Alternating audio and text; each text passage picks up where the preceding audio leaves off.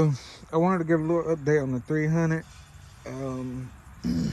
As well, for me, I didn't see much information online about the setup that we went with. I'm sure back in the day there was probably a lot, but today I'm sure not a lot of people race these. As now there's a lot more options. You got Raptor 250s, etc., etc. There's so many. I also see a lot of people do like TRX 450 frames with the CRF 250 motors, which we plan to do in the future. I don't know when, it might be soon, it might be later, but we definitely are going to try to get into that platform as well. You just take pretty much a full TRX 450 and then you just drop, I don't know, maybe like a 2020 CRF 250 motor in it. So we do plan to do something like that. But this is my nephew's bike. When we got it, it was completely original, and he was pretty much bouncing it off the rev limiter at all times. So that's what encouraged me to build it for him. Like I said, we did 330 bore. I sent the crank out to get stroked. I don't recall exactly what it was. Maybe like a +4, plus I don't really remember, but we did a lot of stuff to it. We also got like a oil cooler on it, as well as a fan, just to keep some temps down because it is air cooled, and he rides it really hard. It's a little dirty right now. We're actually about to go wash it, wash all of them. So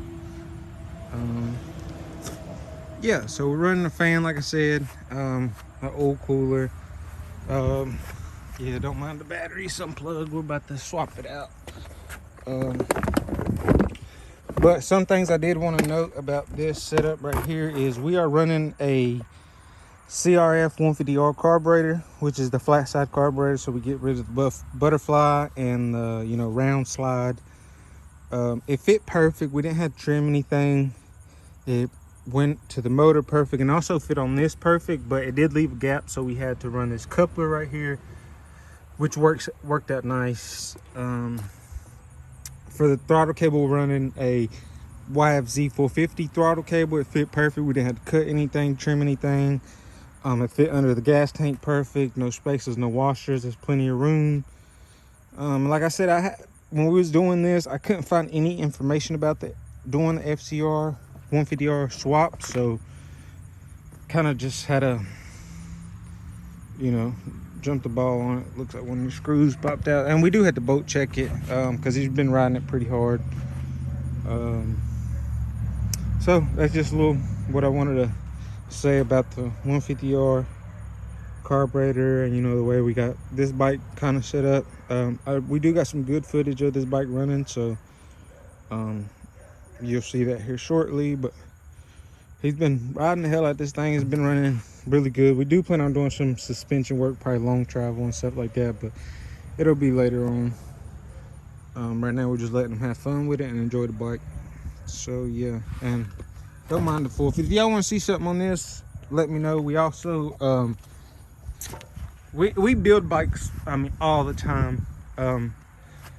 We're Rev Up Motorsports, so we built this a long time ago. We actually I got the plastics for it right here. We just took them off because we was checking the fan on it. But I got videos of this too where we tore it all completely down, powder coated everything. It's a Illusion Cherry long travel setup. Long travel in the rear too, Hauser. You can see we need a new grab bar too because we was wheeling it and actually accidentally fucked it up. So excuse my language, but we also got to remount that. We just did that because the bumper got messed up. So yeah, it's got flex bars. It's a great fucking quad. So if you want to see that, I think I still have footage of when we built that. It's been long ago, but we were just checking some wiring out. I had to put the plastic back off, and then we plan on washing everything. And I got footage of both of these racing, and so y'all see how the 300 compares up to like the 450 and 400, etc., etc. So yeah, check out my young boy. Check him out. Throw that bitch up.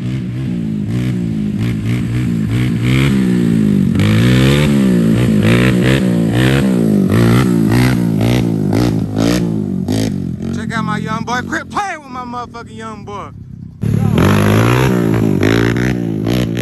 My young boy walking that bitch.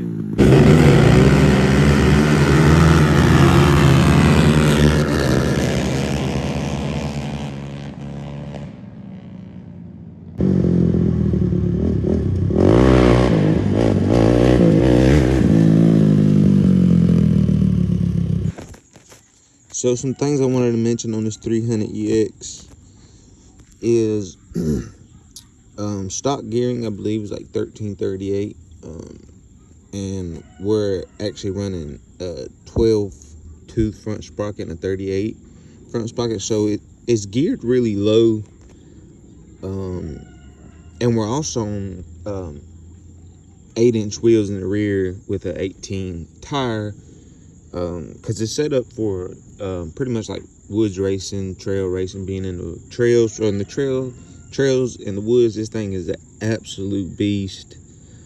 You know, because in trails, being geared low, you know, fifth gear is absolutely great. You know, first, second, third, fourth, they all are great in the woods. We didn't set this bike up for drag racing. So halfway through the strip, we were in fifth gear pinned. So we were running out of gear quick. I think we were starting in second or third, so we only had like 2 or 3 more gears, and halfway through we were running out. So if we was to go back to like a 9-wheel and up the gearing, I'm sure we would have done much better versus them built 450s. So I just wanted to mention that. Like I said, it's not set up for drag racing, but it definitely did its thing, and definitely surprised me, especially on that very low gearing. So it is pretty difficult to keep the front end down, but we wheelie all the time. So my nephew loves it. I mean, we may up the gearing a little bit, but honestly, the way it's set up for him, he loves it. So we'll probably end up leaving it, because we don't drag race anyways. We were just pretty much out there just to see what it'd do versus some built 450s. The 450s both had DASA cams, you know, port and polish, whatever. So it definitely did good for 300 versus 2 450s.